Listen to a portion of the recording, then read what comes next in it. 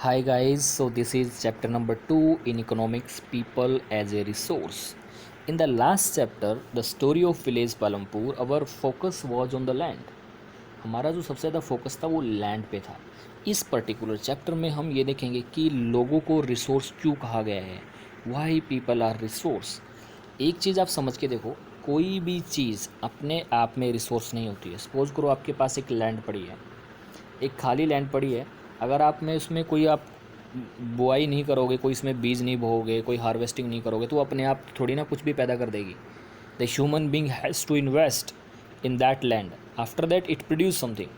सो कोई भी रिसोर्स अपने आप में रिसोर्स नहीं होता है जब तक ह्यूमन बींग उसका यूज़ ना करे. फॉर एग्जांपल, आप ये मोबाइल जो देख रहे हो, अगर ये अपने आप में रिसोर्स नहीं है, जब आप इसको यूज़ करते हो तो ये रिसोर्स बनता है, right. So let's read what is in this chapter. Okay, so the chapter people as a resource and effort to explain the population as an asset rather than liability. इस chapter में आपको ये बताया गया है जो हमारे देश की पॉपुलेशन है वो एक एसेट है, ना कि लाइबिलिटी. एसेट का मतलब क्या है? ये ऐसी चीज़ है जिसमें आप ह्यूमन बींग्स से कुछ ऐसा प्रोड्यूस कर सकते हो जो वर्थ वाइल हो. लाइबिलिटी यानी बर्डन नहीं है पॉपुलेशन. ऐसा नहीं है कि सारी की सारी पॉपुलेशन बर्डन है. वो एक एसेट है जो हमारे देश के इकोनॉमिक डेवलपमेंट में बहुत ही ज़्यादा मदद करती है. And the population become human capital. कोई भी पॉपुलेशन ह्यूमन कैपिटल कब बन जाती है? जब उसमें एजुकेशन, ट्रेनिंग, मेडिकल केयर दी जाती है.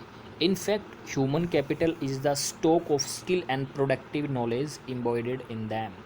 जो ह्यूमन कैपिटल है वो एक ऐसा स्टॉक है जिसमें आप स्किल होता है, प्रोडक्टिव नॉलेज होती है.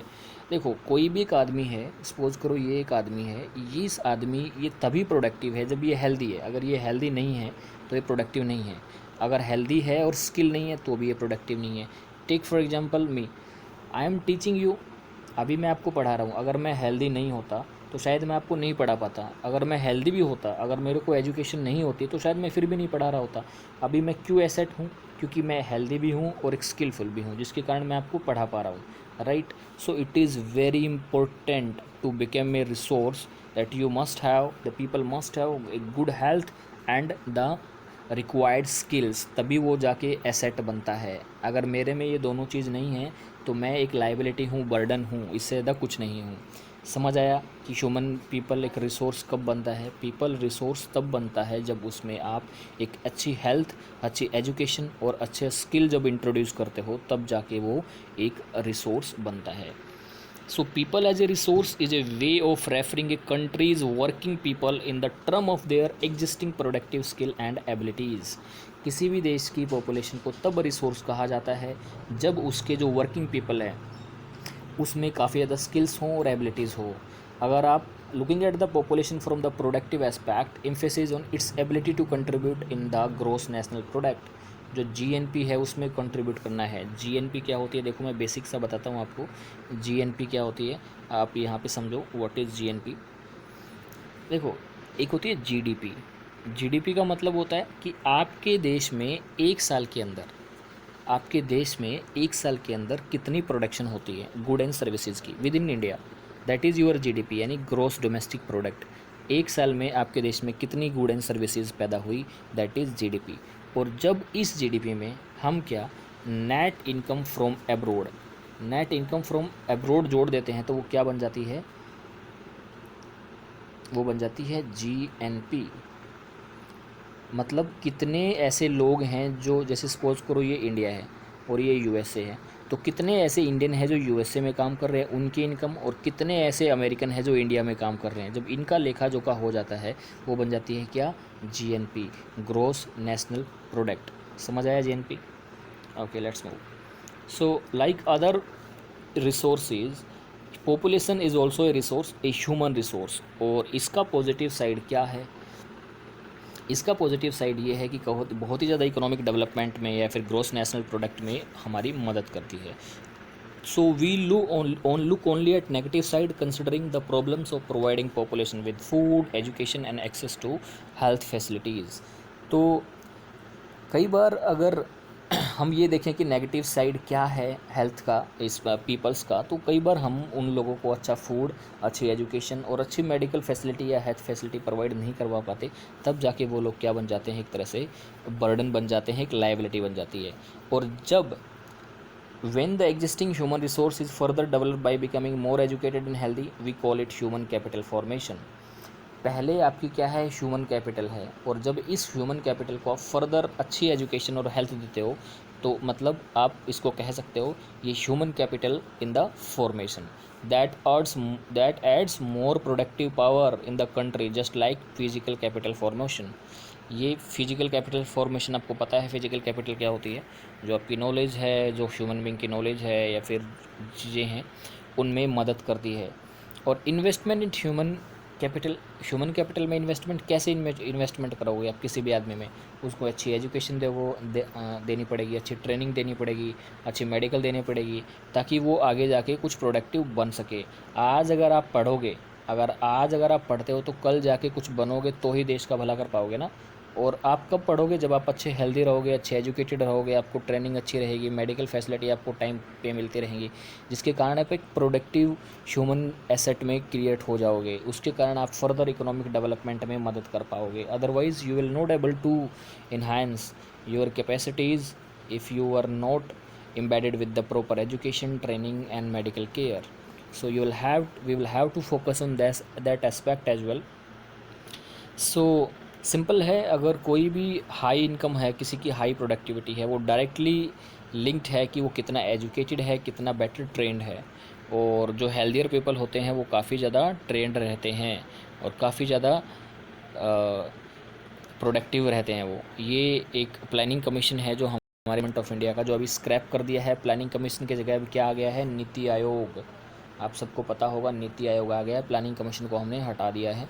ये प्लानिंग करता है इंडिया के रिसोर्स के बारे में। सो इंडियाज़ ग्रीन रिवॉल्यूशन का एग्जांपल ले तो एक ड्रामेटिक एग्जांपल है कि हमने किस तरह से हमारी टेक्नोलॉजी को इम्प्रूव किया, जिसके कारण हमारी जो ग्रीन वेल्थ है वो बहुत ज़्यादा बढ़ गई है। आज ग्रीन रिवॉल्यूशन के कारण क्या हुआ है, अगर हमने हमारे लोगों को रिसर्च एंड डेवलपमेंट के लिए पैसा नहीं दिया होता, अगर हमारे साइंटिस्ट लोग डिस्कवर नहीं करते क्या हाई यील्डिंग वैरायटी सीड, तो शायद आज हमारे देश में इतना ज़्यादा अनाज नहीं हो पाता।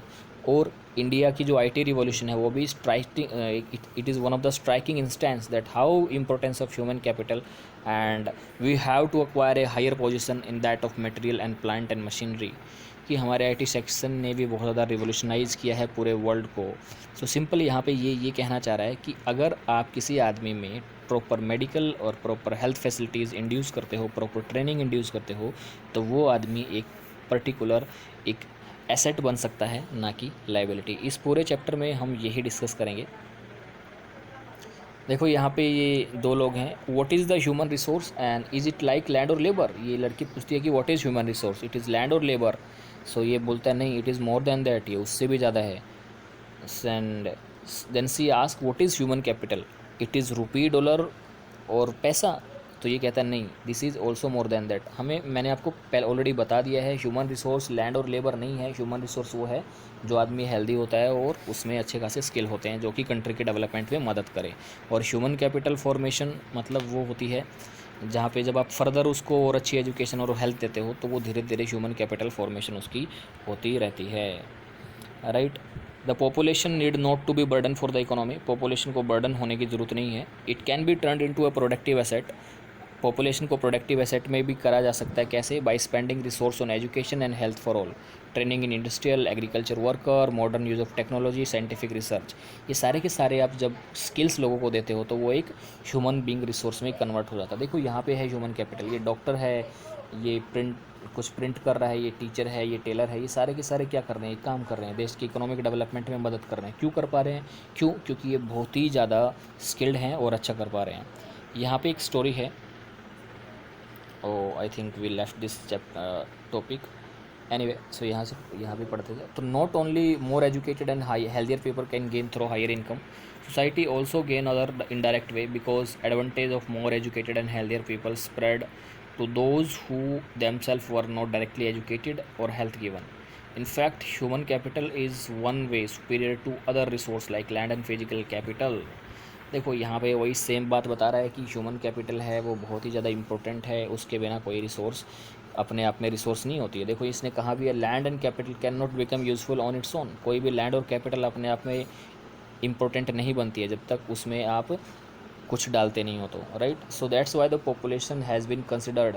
इंडिया की जो पॉपुलेशन है वो क्यों कई बार लाइबिलिटी कंसिडर किए जाते हैं, क्योंकि हमारी बहुत सारी जो हेल्थ लेबर है या हमारे जो यंग पॉपुलेशन अभी अनएम्प्लॉयड है, उनमें उतने स्किल अच्छे नहीं है, हेल्दी नहीं है, जिसके चलते काफ़ी ज़्यादा प्रॉब्लम भी होती है। So we have already read this कि जब तक हम उनमें अच्छी एजुकेशन, अच्छा proper industrial training, agriculture worker को modern technology, scientific research provide नहीं करवाएंगे, तब तक ये लोग एक अच्छा रिसोर्स नहीं बन पाएंगे। यहाँ पे एक स्टोरी है स्कल की। स्कल की स्टोरी है। Skull there are two friend, एक विलास है एक स्कल है। स्कल दोनों सेम गांव में रहते हैं सीमापुर में। और जो स्कल एक 12 ईयर ओल्ड बॉय है, उसकी मदर है शीला, वो डोमेस्टिक काम करती है, घर के काम करती है। और उसके फादर हैं बूता चौधरी, जो कि एक एग्रीकल्चर फील्ड में काम करते हैं। स्कल अपनी माँ की मदद करता है घर में, और उसको अपने छोटे भाई बहन जीतू और सीतू जो उसकी सिस्टर है उसको भी देखना पड़ता है। उसके अंकल है श्याम, उसने अभी 10th की परीक्षा पास की है, वो बस घर पे खाली बैठा रहता है, उसके पास कोई जॉब नहीं है। बूता और शीला काफ़ी ज़्यादा उत्सुक हैं कि वो शकल को पढ़ाएं। So they forced him to join village school, और which he soon join letter. तो उन्होंने उनको फोर्स किया कि वो स्कूल ज्वाइन करे। धीरे धीरे उसने पढ़ाई की, उसने हाई सेकेंडरी पास किया और उसने अपनी स्टडीज़ को फर्दर कंटिन्यू किया। उसने स्कल ने अपनी वोकेशनल ट्रेनिंग कंप्यूटर कोर्स करने के लिए उसने एक लोन लिया। और फिर बाद में जो स्कल था वो काफ़ी ज़्यादा मेरिटोरियस स्टूडेंट था और उसको स्टडी में काफ़ी ज़्यादा इंटरेस्ट भी था, और उसके चलते उसने अपने इंथुजियाज्म से ये कोर्स भी पूरा कर लिया। After some times he got a job in the private film, और आज वो अलग अलग सॉफ्टवेयर डिज़ाइन करता है। और ये सॉफ्टवेयर से उसकी जो फिल्म है उसको काफ़ी ज़्यादा मदद मिलती है, और उसका बॉस उसको एक्नॉलेज करता है कि उसने ये अच्छा काम किया है और उसको प्रमोशन के रूप में रिवॉर्ड भी करता है। तो यहाँ पे देखा कि कैसे एक सिंपल सा आदमी बिकम ए सॉफ्टवेयर इंजीनियर। कल आप भी लोग कुछ बनोगे, कोई आईएएस बनेगा, आईपीएस बनेगा, कोई इंजीनियर, डॉक्टर। कैसे बनोगे?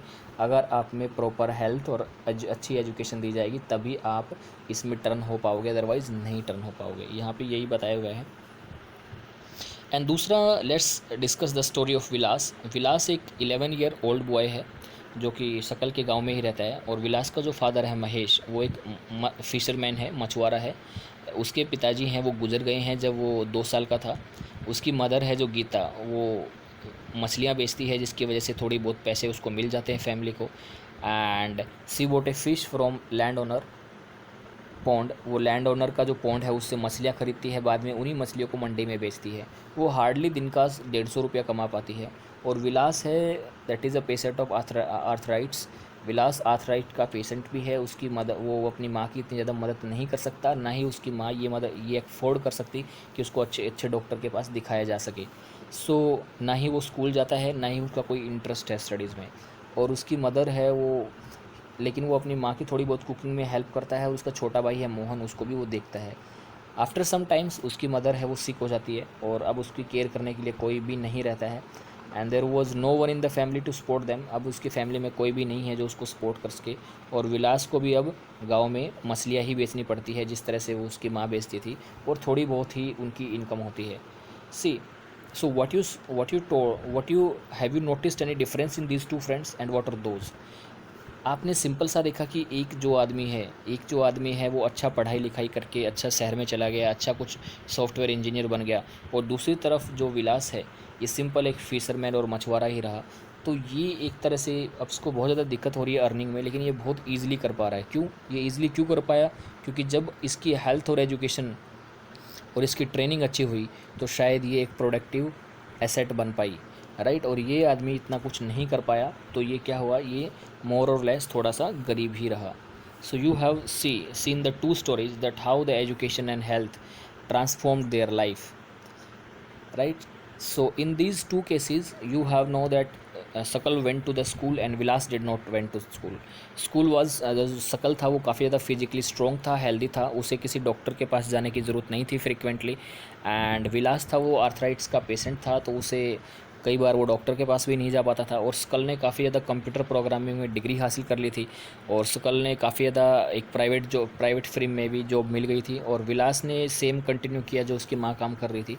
वो हार्डली कुछ इनकम कमा पाता था। तो इन केस ऑफ सकल, several years education added the quality of the labour. जो उसने इतने सालों की पढ़ाई की है उसमें उसको मतलब that added the quality of his labour, उसकी जो क्वालिटी है, उसके काम करने की क्षमता है वो काफ़ी ज़्यादा बढ़ गई है। इसके चलते उसकी जो टोटल प्रोडक्टिविटी है वो बढ़ गई है। अगर टोटल प्रोडक्टिविटी किसी आदमी की बढ़ेगी तो सिंपल है, वो हमारे देश की अर्थव्यवस्था यानी इकोनॉमी में काफ़ी ज़्यादा मदद करती है। This in turn pay an individual through salary in the some other form of choices. ये उसको सैलरी के थ्रू या काफ़ी सारी चीज़ों के थ्रू उसको मिलता है। In case of Vilas, he hardly get any education health care in his life. उसको ना तो एजुकेशन मिली, ना ही उसको हेल्थ फैसिलिटीज़ मिली, और उसने अपनी माँ की तरह ही पूरी लाइफ लॉन्ग मछलियाँ बेच के ही बिता दी। हैंस फोर्थ, यहाँ से आप क्या ड्रॉ करते हो? यहाँ से आप ये ड्रॉ करते हो, he draw the same salary unskilled labour as mother. जो विलास है वो अपनी माँ की तरह उतना ही पैसा कमाता है। अगर उसको भी अच्छा रिसोर्स और उसको भी अगर अच्छी एजुकेशन और मेडिकल केयर मिलती तो शायद वो भी फ्यूचर में बहुत ज़्यादा रिटर्न देता। तो आपको ये इन्वेस्टमेंट है ये करनी पड़ेगी, आपको इन्वेस्टमेंट करनी पड़ेगी। अगर हमारी ये जो यंग पॉपुलेशन है अगर इसको काबिल बनाना है तो उसकी हेल्थ एंड एजुकेशन में हमें बहुत ज़्यादा इन्वेस्ट करना पड़ेगा, तो ही हम उसको अच्छा और फ्यूचर में रिटेन कर पाएंगे। So a child to with investment made in on her education and health can yield high return in the future in the forms of earning and greater contribution to the society. अगर आज आप पढ़ लिख के अच्छे doctor बनते हो तो आप खुद की फैमिली को तो संभालोगे, प्लस आप सोसाइटी का भी भला करोगे। सो एजुकेटेड पेरेंट्स है, जो एजुकेटेड पेरेंट्स है उनमें देखा गया है कि वो हैविली इन्वेस्टमेंट करते हैं अपने बच्चों में। जिनके पेरेंट्स पढ़े लिखे हैं या बहुत ज़्यादा पैसे कमाते हैं, वो उनको रियलाइज़ हो चुका है कि कितनी ज़रूरी है ये एजुकेशन। और जो आज भी जिनको प्रॉपर न्यूट्रिशन नहीं मिलता है, जो हाइजीन कंडीशन में नहीं रहते हैं, आज भी वो अपने बच्चों को स्कूल में नहीं भेज पाते, ना ही वो एक अच्छी हेल्थ अफोर्ड कर सकते हैं। और ये ऐसी वर्चुअस साइकिल क्रिएट हो जाती है जिसके चलते काफ़ी ज़्यादा डिसएडवांटेज जो फेस करना पड़ता है पुअर्स लोगों को, क्योंकि ना तो वो खुद पढ़े लिखे होते हैं और ना ही वो इतनी साफ़ सुथरी जगह पे रहते हैं, तो उनको काफ़ी ज़्यादा बीमारियाँ लग जाती है और काफ़ी ज़्यादा वो डिसएडवांटेज स्टेज पे रहते हैं। सो ये बहुत बड़ी प्रॉब्लम है हमारी सोसाइटी में कि some people have access to the proper education and government facilities, like you are studying right now by watching lecture online.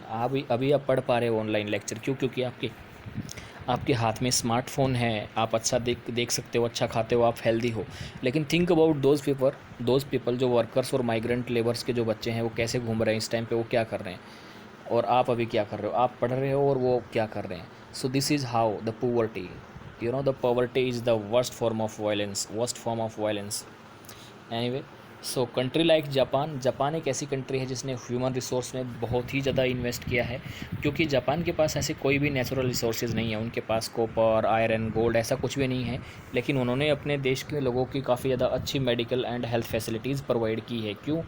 तो इसीलिए जापान काफ़ी ज़्यादा आज के दिन काफ़ी ज़्यादा रिच एंड डेवलप्ड है। क्यों? क्योंकि उन्होंने एजुकेशन और हेल्थ में काफ़ी ज़्यादा इन्वेस्ट किया है, जिसके कारण उसकी जो पॉपुलेशन है वो बहुत ही ज़्यादा एफिशिएंट है।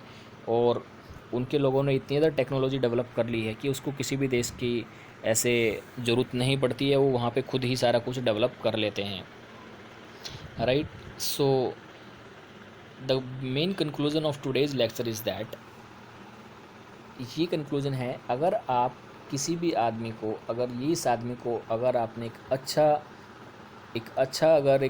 स्किलफुल आदमी बनाना है तो आपको उसको एजुकेशन, उसकी हेल्थ, उसकी training, medical insurance, medical facilities, अच्छा खाना, अच्छा न्यूट्रिश फूड ये देना ही पड़ेगा। तब जाके आपकी पॉपुलेशन हेल्दी एंड हैप्पी होगी और वो एक एसेट बनेगी, और वो खुद के कंट्रीब्यूशन, खुद का इंडिविजुअल डेवलपमेंट तो करेगा ही करेगा, साथ में सोसाइटी का भी डेवलप करेगा। तो ये जिम्मेदारी बनती है हमारे गवर्नमेंट की कि हमारे पॉपुलेशन को अच्छी एजुकेशन, अच्छी हेल्थ फैसिलिटी प्रोवाइड करवाए, ताकि हमारा देश भी डेवलप हो सके। आज के दिन अगर आप देखोगे तो कितने लोगों को एजुकेशन का एक्सेस है, कितने लोगों को हेल्थ का एक्सेस है, कितने लोगों को ट्रेनिंग मिलती है और कितने लोग को क्या क्या मिलता है।